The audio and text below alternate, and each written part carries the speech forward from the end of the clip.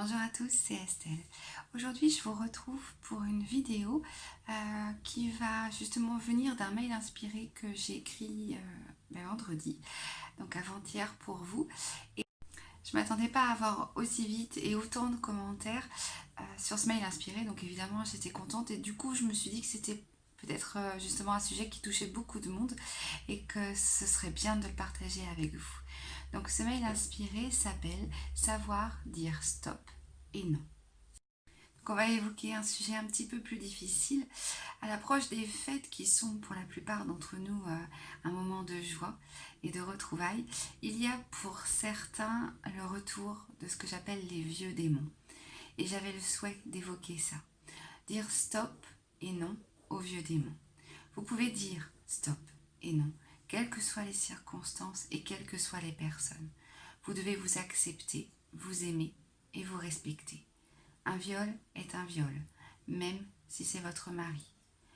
Un coup est un coup, même si c'est votre femme.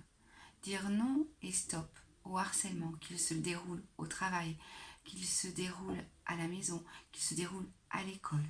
Ne pensez jamais que quelqu'un est autorisé à nuire à votre intégrité physique ou morale, sous prétexte que vous avez l'impression qu'il est plus fort, plus intelligent, plus riche, plus âgé ou je ne sais quoi d'autre. Je prône souvent l'acceptation de ce qui est, mais certaines choses sont inacceptables.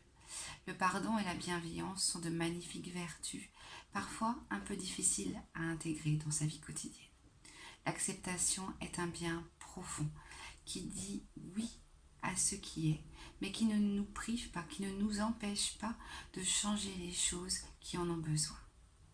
Parfois, dire stop et non est difficile, car on a peur de déplaire ou de rentrer en conflit, parce qu'on est trop timide aussi, ou parce qu'on veut être aimé, apprécié.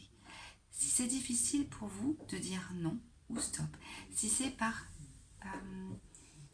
timidité,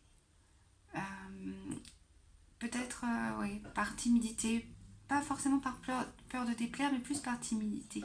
Mimulus, la fleur de bac Mimulus peut vous aider. Sinon, c'est la fleur de bac Centauri qui vous aidera. Elle vous permettra de poser des limites, de vous affirmer et de trouver assez de confiance en vous pour construire votre propre chemin de vie.